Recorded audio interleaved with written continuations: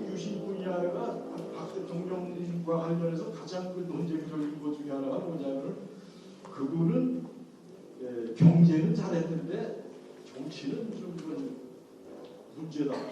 뭐 말하자면 이제 비민주적인 독재자라고는 이제 이름이죠. 그래가지고 뭐 흔히 07 너그럽게 보는 분들도 07 삼광가 과상인가 뭐 이런 거를 보고 그러죠. 이제 경제는 잘해서 참 우리를 먹고 살기 위해서 03인데 이 정치에서는 민주주의가 제대로 실천이 못 돼가지고 이런 과를 인정할 수밖에 없다. 뭐 이런 이제 이게 흔히 한간에 있는 얘기들이면서 일부 학자들도 이 얘기를 아주 스스로 없이 합니다. 제가 오늘 말씀드리고자 하는 것은 박정희 대통령 시절의 공이라고 하는 경제발전, 특히 유신 시대의 그 중화발전이라고 하는 것은 정치적인 어떤 그 뭐라 그럴까, 제가 여기다 강한 권위주의 체제라는 표현을 썼는데요. 이 강한 권위주의 체제를 동반할 수밖에 없었던, 그래서 공과 가, 소위 말하는 공과 가가 같이 갈 수밖에 없는, 그래서 과라고 하는 건 사실 과라고 부르는 건 이제 애매모호해지죠. 그게 아니라 통합된 일부로 이제 갈 수밖에 없다는 건 제가 말씀드리고자 하는데요. 그 오원철이라는 분이 계시죠. 뭐 여기다들 익숙하시겠지만 그분이 이 중화공업의 아주 주요 격입니다. 이분이 이제 그 재밌는 말씀을 하셨어요. 이 박정희에 대해서 뭐 같은 일입니다. 이 뭐 요사의 사람들이 박정희는 경제에서 성공했지만 민주주의에서는 실패했다. 그러나 나는 이렇게 말한다. 이게 오원철 선생의 말이에요. 중화공업화와 유신은 같이 갈 수밖에 없는 것이다. 이것을 아닌 진심이지만 그럴 수밖에 없다. 하나 없이는 다른 것이 존재할 수 없었다. 이런 언명을 보고 있어요. 그래서 제가 이걸 조금 더 체계적으로 오늘 좀 말씀드리고자 하는 것이 발표의 주제입니다. 이걸 들어가기 전에 우리가 유신 시대에 이루어진 중학의 성공이라고 하는 것이 얼마나 한국 현대사에서 어떤 의미를 갖는가를 제가 좀 잠깐 말씀드려야겠어요.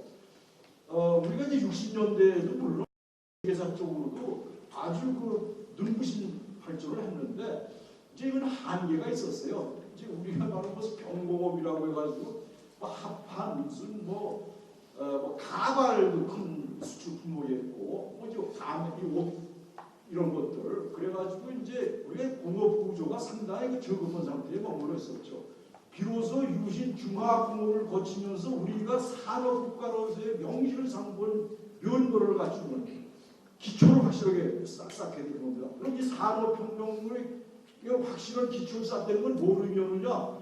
우선 우리 생활을 윤택하고 있으면 아주 확실한 근거를 갖게 되는 거예요. 뭐니 해도 오늘날 한국 사회에 비만이 얼마나 큰 문제입니까? 상상도 못하는 일이에요. 60년대 초라고 하는 거예요. 비만은 잘난 사람이죠. 사장님도 딱 이래가지고 이제 아주 비만이 문제될 수 있는 사회를 만드는 기초가 됐다고 하는 거. 그걸 말씀드리고 그 다음에 유신 중화학을 거치면서 지금 이 박사님도 잠깐 언급하셨습니다만 국방 예산이 몇 배가 늘어날 뿐만 아니라 재정적 기반을 우리가 독자적인 재정 기반을 확립하게 돼가지고 독자적으로 우리가 군대를 유지하고 관료를 유지할 수 있는 그런 체제를 갖추게 된 겁니다. 이건 근대 국가로서의 실질적인 면모를 갖추는 게 중화공업의 결과예요. 나아가서 우리가 민주주의와 관련해서 민주주의라는 게 그냥 몇 사람이 소리 질러 갖고 되는 거 아닙니다. 그게 역사적으로 이렇게 갖다는 게 아니고 우리 그것은 사회정책적인 기반이 있어야 되는데 우리가 중산층이라는 얘기를 많이 하는데 우리가 유신을 거치면서 중산층 중심 사회구조가 형성이 되는 겁니다. 그래서 민주주의를 확실하게 할 수 있는 기초가 쌓이는 거예요. 이 역설적일 수가 있는데 이 점이 있고 하나 중요한 건 북한과의 관계예요. 우리가 유신 이전에는 북한한테 밀리고 있었어요. 경제적으로 밀리고 심리적으로 밀리고 다 밀리고 있었는데 유신 중학을 거치면서 확실하게 남북 체제 경쟁에서 우리가 압도적인 우위를 점할 수 있는 기반을 쌓게 된 겁니다. 그리고 아까 동시에 이제 방위 산업이라는 걸 우리가 추진해가지고 아까 언급이 있었습니다만 몇 배의 방위 예산이 늘어나고서 우리가 더 국가 안보에 확실한 근거를 갖게 되고 나아가서 우리가 이제 이 세계화 시대를 맞이하면서 이 유신 시대에 마련된 공업화를 근거로 한국이 하나의 정체성을 갖는 나라로서 세계 국제사회에서 발언권을 갖고 오는 이런 국가로 큰 겁니다. 따라서 유신 시대의 중화공업이라는 건 단순한 그냥 뭐 좀 생활이 향상하고 이런 정도가 아니라 이것은 한국 현대사회에서 가장 결정적 시기예요. 그런 면에서 우리가 하나의 그 자립적이고 동태적인 우리의 사회를 만들 수 있었다고 하는 그 기초를 쌓았다고 하는 거예요. 이런 면에서 이제 얼마나 이 중요한 작업이라는 거 우리가 우선 인지할 필요가 있습니다. 그러면은 이 무렵에 왜 이 중화공업이 이렇게 등장을 해가지고 박정희 대통령이 여기에 몰입을 할 수밖에 없을까? 뭐 이런 얘기 이미 나왔습니다. 이제 경제적인 차원에서 문제가 있었어요. 우리가 60년대라고 하는 건 이제 경공업 위주의 그 노동지각적인 보세가공 수출에 주로 집중하는 그런 경제 발전을 했죠. 그건 당시에 가장 합리적인 정책입니다. 우리가 유휴노동력이 너무 많아가지고 그걸 싸게 이용을 해서 그 기업한 차원의 수출을 했고 그랬는데 이게 이제 70년대가 아니라 세계 보호무역 바람이 불면서 미국서도 그게 여러 가지 정책이 나오면서 우리가 이 경공업 제품 수출에 굉장히 어려움을 겪는 상황에 봉착하게 되고 또 이제 우리가 이 어떤 그 요새 유기하는 부품이 소재니 뭐 자본재 이런 걸 창출 못했기 때문에 엄청난 적자를 수출 허물수록 그 필요한 부품을 수입해야 되기 때문에 적자도 늘어나고 그래서 경제적으로 이것은 그 중화학으로 가야만 되는 70년대 초가 이제 그런 단계입니다. 다음에 독립변수적으로 중요한 건 안보 문제예요. 이미 안보 문제는 뭐 항상 말씀드렸습니다만, 뭐 68년 저 박정희 못 따라왔다 이후부터 그 남북 관계의 긴장의 고조라는 걸 말도 못하는 상황이 있었죠. 거기다 미군 철수 뭐 등등 다치면서 이제 이 자주국방 이 문제가 봉착하는데 당시에 이북은 이미 탱크와 잠수함을 만들 수 있는 나라였었어요. 우리는 소총도 못 만들었어요. 왜냐하면 우리가 다 미국 원조를 했기 때문에 대검도 못 만들었다고 그러더라고요. 내가 듣기에.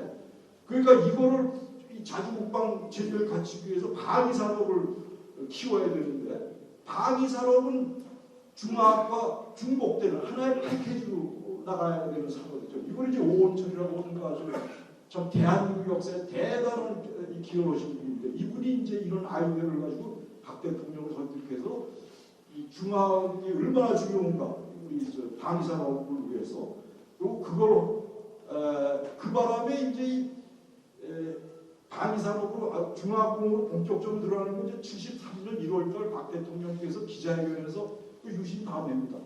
한국은 이제부터 중화학공업 시대로 연다라고 선언하시면서 이제 이게 이렇게 나가는 건데 그 목표를 내건 목표치가 너무나도 뭐 경제학하는 분이 무모하다고 이제 표현도 했고 경제관료들이 이제 수출 100억 불 80년대까지 수출 100억 불에다가 1인 당소득 1000불을 이제 내걸었는데 당시 70년대 초반에 우리가 수출이 뭐 10억을 좀 10억 불 넘었습니다. 그것도 좀 엄청나게 올라온 거죠. 60년대 초에는 100억 불이는 건 이거 뭐 사실 이건 파격적인 목표 설정인데 이제 이것은 방위산업을 밀고 나가기 위해서 이 중화학을 이렇게 무리해서 목표를 내걸게 된 거죠. 그래가지고 사실 당시에 이 한국 경제를 주도했던 관청이 경제위원이라고 하는 건데 거기서도 이 목표치에 대해서는 좀 유보를 했죠. 원래 거기서 이 80년까지 내건 목표는 56억 불인가 그래요. 기획원 쪽에서 공격을. 근데 이걸 이제 안보라고는 경제 외적 상황이 우리를 압력을 넣으면서 박 대통령께서 이제 과감하게 이렇게 목표를 높게 삼아가지고 심지어는 그 기획원에서도 유보적인 입장을 보였고 남도구라고는 당시 그 재무장관을 하셨는데 이분 그때 이제 98억 불 그 투자 자금이 필요하다는 계산이 나왔어요. 이분은 이거는 도저히 내가 좀 뿌리 같다. 심지어는 또 그런 것도 있었고 상당한 부처가 전부 거기에 대한 회의적인 이 반응들이 있었습니다. 거기다가 이제 민간 경제 주체들 정경련 무슨 노총 이런 데에서는 60, 70년대 와가지고 우리가 한국 경제가 국가주도적으로 이루어왔었는데 이제 국가주도적이 아니고 민간 중심으로 가야 된다고는 그런 또 문지기들이 있어가지고 공식적으로 요구까지 나오고 뭐 노총에서는 노동운동을 더 활성화해야 되겠다는 그런 공식적 평론도 있었고 그래가지고 이 중화공업에 대한 그 상당한 그 경제 집단 내지는 경제 관청 관료들 사이에서도 회의적인 이런 게 있었습니다. 그럼 이걸 어떻게 돌파해서 결국 우리가 유신 중화공업을 일으켰느냐? 가장 중요한 팩터는 박정희 대통령의 리더십이 지속적으로 작용할 수 있었다고 하는 거예요. 박 대통령께서 도중에 물러앉으셨으면은 이 계획은 추진될 수가 없는 추진력을 찾을 수가 없었어요. 거기다가 아까 말씀이 있었습니다만 야당의 정책은 김대중 후보가 뭡니까? 대중경제라는 걸 내걸었는데 대중경제라는 건 농업과 중소기업 위주로 하겠다는 거고 이분은 안보 정책이 뭐냐면 4대국 보장론이라는 걸 내걸었어요. 우리가 자주적인 무슨 반산업을 키우는 게 아니라 우리를 둘러싼 네 나라 사이에 뭔가 외교적으로 우리가 좀 작용을 해가지고 그 나라들로 하여금 우리의 안전을 보장하게 하는 방책을 마련하겠다고 하는 건데 이거는 뭐 사실 모르겠습니다. 아마 박 대통령은 이런 얘기를 들으면서 이게 도대체 무슨 소리가 하셨을 텐데 그런데 이제 이 71년 대선에서 김대중 대통령이 굉장한 박 대통령을 압박하는 정도의 투표를 했죠. 45% 투표를 했는데 이제 여러 가지 원인이 있습니다. 근데 이 본래 박 대통령의 이 경제 정책이라는 게 이제 수출지향적인 불균형적 발전 전략이라고 그러는데 우리가 이분은 성장과 일단 그 축적을 밀어붙이는 걸 했어요. 그러니까 분배라든지 환경 뭐 이런 등등 노동 이런 분야에서는 우리가 충분한 주의를 못 기울였고 이제 억압하고 그런 부분의 운동들은 이제 이런 성격이 있었기 때문에 우리 국민이 모두가 생활이 향상돼 있어도 항상 정치적으로는 취약한 그 국면이 있을 수가 없었어요. 있을 수밖에 없는데 이 김대중 위원장의 그런 국면을 정서적으로 건드려가지고 그렇게 득표를 하고 이제 그런 상황이 왔죠. 그러니까 이 박 대통령의 리더십이 지속되지 않는 한 이런 모든 중화 추진은 사실상 꿈으로 끝날 수밖에 없는. 또 박 대통령의 리더십이 어떻게 확보되느냐? 헌법을 고쳐야 됩니다. 헌법을 고쳐서 이분이 3선밖에 못한다고 하면 구조를 바꿔야 되는데 그때 이제 의회에서 절차를 거쳐서 할 수가 없었어요. 야당이 워낙 의석을 많이 갖고 해가지고 결국은 헌정 질서 중단 사태를 갖고 올 수밖에 없었거든요. 리더십 지속되는 현실적으로 그 방법밖에 없었어요. 현실적으로. 그래서 이제 그게 갑자기 현정 질서 중단이라는 건 결국 이제 독재 뭐 이런 걸로 가게 되는 것이고 또 단순한 그 리더십 지속성의 확보뿐만 아니라 이분한테 강력한 권한을 줘줘야 됩니다.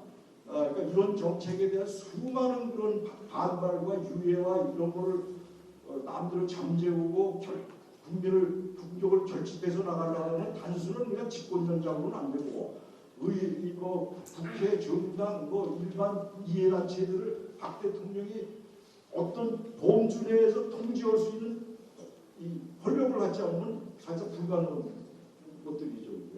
그리고 이제 이 중학을 이끌어가는데 우리가 단순한 억압으로 되는 게 아니고 이제 수많은 기업들한테 유인책을 줘야 되고 또 벌도 줄 수 있고 이런 체제를 갖춘다고 하는 건 강력하고 효율적인 리더십이 작동하지 않고는 불가능한 거기 때문에 결국은 이런 면에서 이제 유신체제라는 게 도입되고 그것이 말하자면 중학을 이끌어가게 됩니다.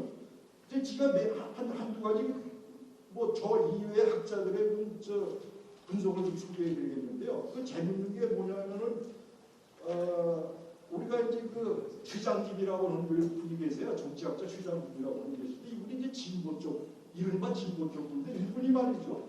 한국 박정희 시대 산업화라고 하는 것은 거기에 대해서 어떻게 언명을 하셨느냐? 한국 자본주의는 이거 박정희 때 산업화는 국가 권력의 급속한 증대와 초집중에 의해 권위주의 체제가 강화되는 조건 하에서 발생하였다.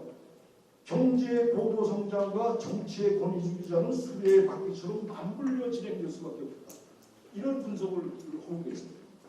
그 다음에 이제 보면은 특히 중화학과 관련해가지고 이제 국회 이런 것들이 박 대통령이 3분의 1 국회의원 지명권을 갖고 있었죠.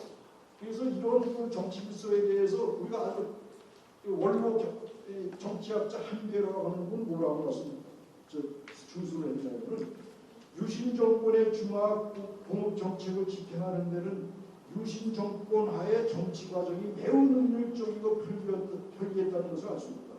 무엇보다 국회가 행정부의 전적인 통제하에 있었기 때문에 중화공업을 추진하기 위해서 국회의 견지를 받지 않았다.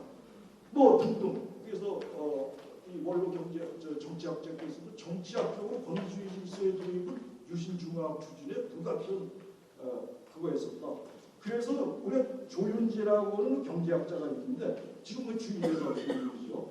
그분은 어떻게 또 말씀하시냐면요. 박정희가 택했고 구축한 지배구조, 이것이 권위적 지배구조와 그가 이루어낸 경제적 업적을 한국군이지 따로 떼어낼 수 있는 것이 아니다. 그것은 하나의 선택이지 따로 떼어낼 수 있는 것이야. 다시 말해 이런 표현을 씁니다. 그래서 이제 이런 식의 분석이 좀 널려져 있는데 마지막에 제가 이제 하나 좀 소개해드릴 거는 이종찬이라는 분이 계세요. 이종찬이라고 여기가 다 김대중 대통령이 중앙정부장을 오셨고 여러 알려진 분 아닙니까? 이분이 뭐라고 또 유신에 대해서 언급을 했냐면요. 역사의 가정이라는 게 무의미하지만 유신을 안 했더라면 박 대통령은 물러나고 잊혀진 존재가 되었을 것이다. 하던 사업들은 다 흐지부지되고 경제도 도약하지 못했을 것이다. 유신이 어떤 면에서 추진력을 만든 것이다. 모든 에너지를 한꺼번에 집중시켜 엔진 역할을 한 거라고 본다. 이게 이종찬 전 국정원장의 분석이에요. 유신에. 그리고 이제 또 하나는 우리가 좌파 유명한 학자가 브루스 커밍즈라는 미국 학자가 있어요. 이분이 이제 진보적인 쪽에 하나의 상당한 대표성을 갖는데 이분이 이제 유신에 대한 중화공업에 대한 또 학술서적이 나가지고 굉장히 심각한 학술서적의 기술을 봅니다. 이분이 뭐라고 하셨냐면요. 유신 이후에 산업 분야의 성공은 또 다른 성공으로 축적되어 왔다.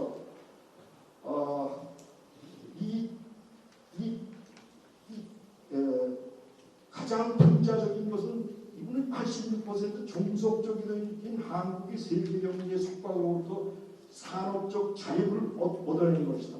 이 대추진은 유식중화공업입니다. 이 대추진 후 한국은 종합적인 산업구조를 발전시킬 수 있는 기초를 확보한 것이다. 그것은 위대한 성공이었고 한국 독립의 선언이기도 했다. 한국민들은 이후 어깨를 펴고 자신감만에 걸어다니게 되었으며 바로 이것이 박정희를 전후에 가장 인기 있는 지도자로 만들고 있다. 이게 브루스 커밍즈가 분석한 내용이에요. 유신 중화학과 한국의 어떤 발전과에 관련된 거라서 시간이 좀 촉박해가지고 제 말씀을 하나 그냥 제가 마지막에 드릴 거죠. 이제 조윤재라고 경제학자가 이제 신 분석 중에 이제 이런 게 있어요. 이분이 그러니까 이 경제 발전 초기 단계에서 자본축 쪽이 이루어야지 무엇보다도 중요한 건데 그 다 같이 논하는 것은 안 되는 거거든요. 그러니까 이것은 한국뿐이 아니라 심지어 오늘날 선진국들도 자본주의 발전 초기에는 권위주의적인 경제 체제를 갖고 있었다는 거. 그거를 이 조윤재 선생님이 제시하고 있어요. 제가 마지막으로 읽어드리겠습니다. 오늘날 선진국 지위를 누리고 있는 서양의 여러 국가들, 이 국가들이 국가 발전에 도약을 이루었던 시기를 보면 그것은 권력이 분산된 대중민주주의 하에서 이루어진 것이 아니다. 영국은 17세기, 19세기 왕조 시대, 독일은 비스마르크 시대, 프랑스는 나폴레옹 시대에 크게 번영했고 오늘날 선진국으로서의 기초를 이루었지만 그 당시 이 국가들이 오늘날 같은 대중민주주의 체제가 도입되어 있었던 것은 아니다. 뭐 쉽게 말하면 권위주의 독재체를 갖고 있었던 얘기예요. 또 모든 운동이 어디 있습니까? 그래서 이제 근데 우리 여론조사 마지막으로 제가 소개해드리는데 우리 국민조사에서 보면은 이 유신이 중화공업을 추진에 보탬을 해가지고 한국 경제 발전에 중요한 계기였다고 하는 거에 대한 동원은 의견이 67.6%로 나와 있습니다. 이 동아일보에 이렇게 보시는데 그 다음에 또 재미있는 것이 한국의 민주주의가 달성됐었던 것은 경제 발전에 의해서 국민 성숙 결과 경제 발전이 이루어졌다고 하는 의견이 거의 50% 가깝고 그 다음에 이제 무슨 뭐 운동권의 운동인이 뭐 정치인의 뭐 이거라는 건 20% 10%에 지나지 못해요. 이게 한국 일반 국민들이 갖고 있는 한국 정당학회라고 하는 학술단체에서 조사되고 뭐 이게 좀 논쟁적인 쟁점이 돼가지고 제가 이걸 말씀을 잘 드려야 되는데 나름대로 좀 고생을 했습니다. 뭐 설득력있는 얘기가 됐는지 모르겠습니다. 이만 마치겠습니다.